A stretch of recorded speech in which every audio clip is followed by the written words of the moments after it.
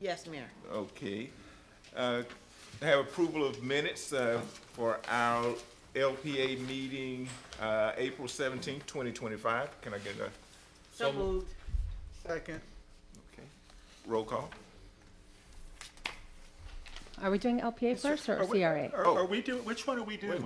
CRAs? We're going, Oh, I'm And sorry. It should be CRA. CRA. yeah. Okay, okay, 5 o'clock.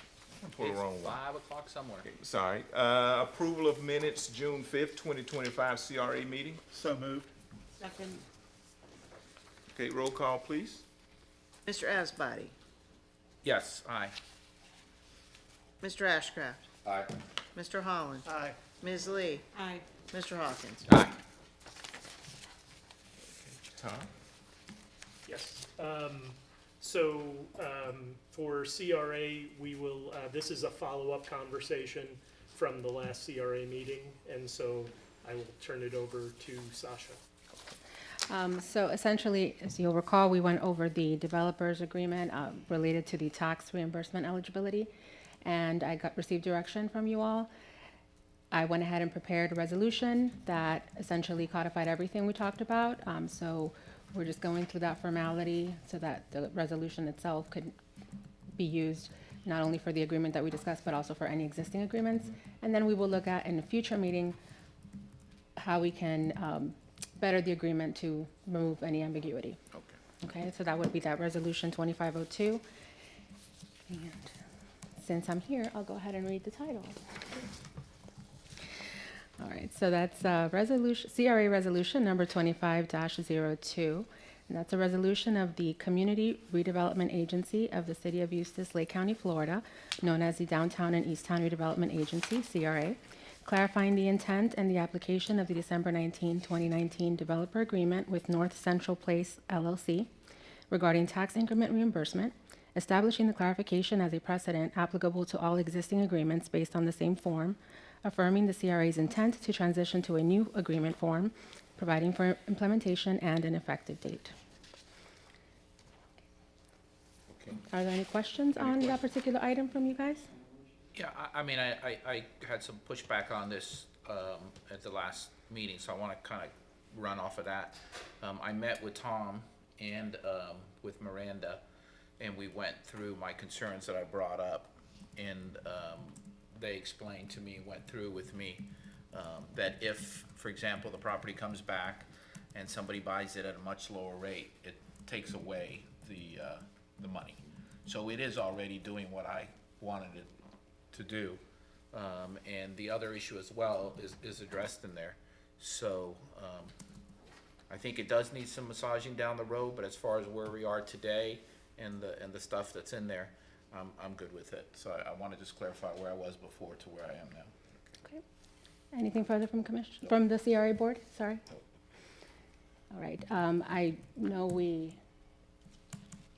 don't necessarily have public input normally for these, but I think I saw Daniel's hand. Did you have a card? I do not have any cards. I don't think if there's nothing, I would make a motion to move forward with it. Well, let me see if there's anyone that wanted to speak on this item. No? Yeah, he Okay, won't pass Mr. this. DiVincenzo? Yeah, I'm fine with it.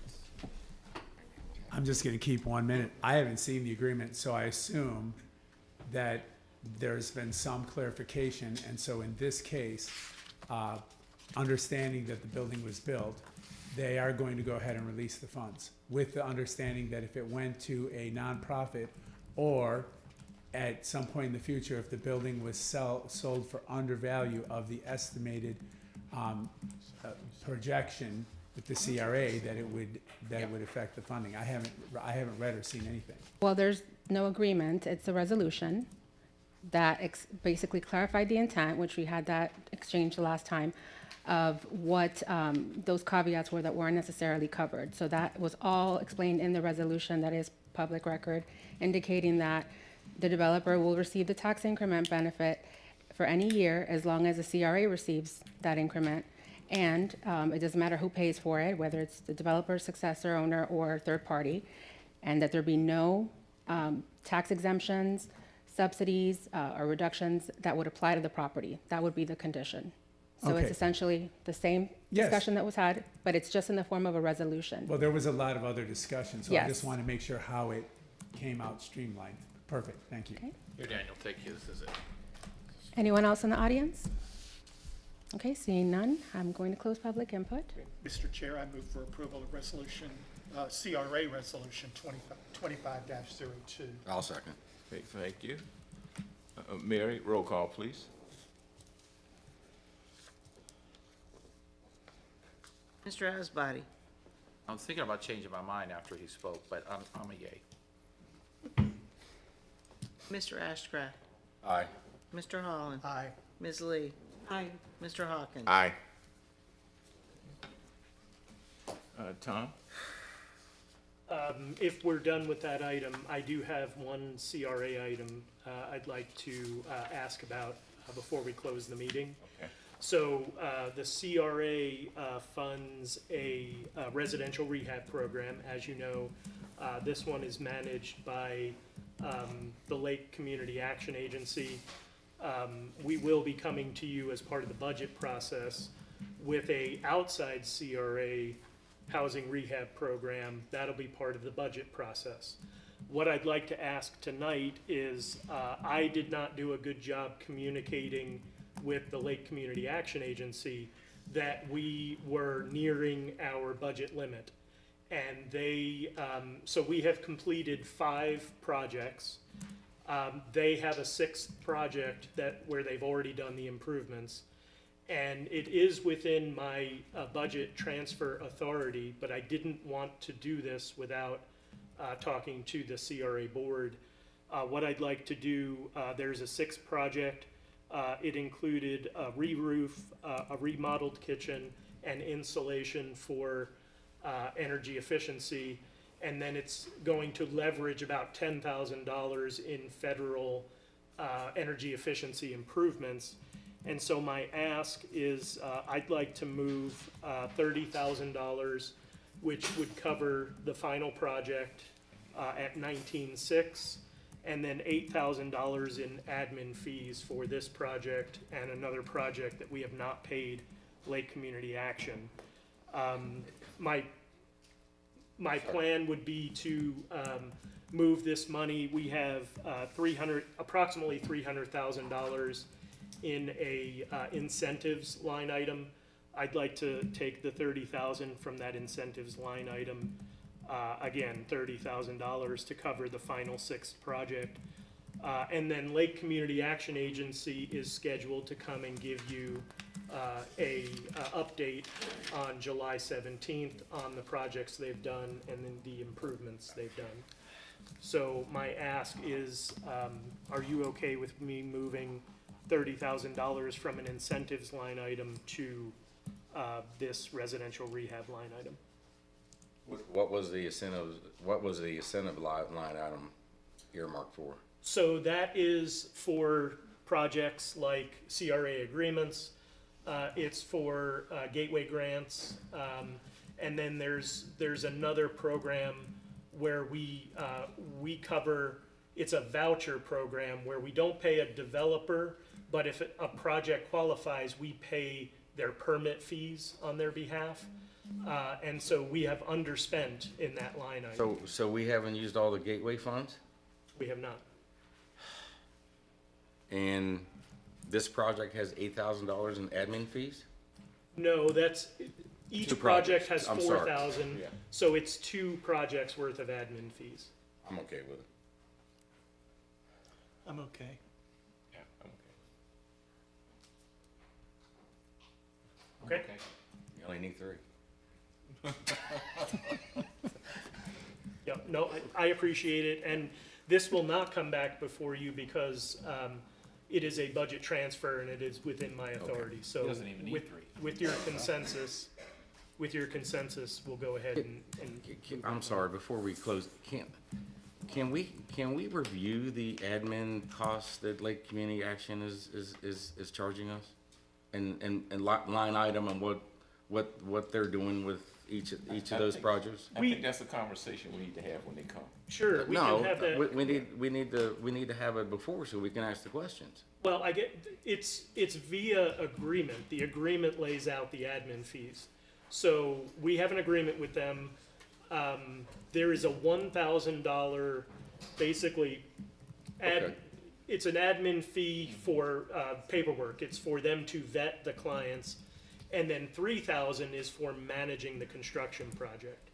And that's established in the agreement. If we want to modify the agreement, we can talk to them about that. So they charge us $1,000 to see if we can give them the money? I guess maybe I'm new to this. No, they, basically, we pay them Process to pay. $1,000 to vet candidates. We pay them to vet. We pay them $1,000 to basically, for paperwork and vetting the candidate, and then we pay them $3,000 to manage the construction project. Versus us doing it staff-wise in-house. Correct. I wonder how that relates to what it would cost us, but I guess it's not big enough. And so in talking to Habitat for Humanity, their model is they take a percentage of the project.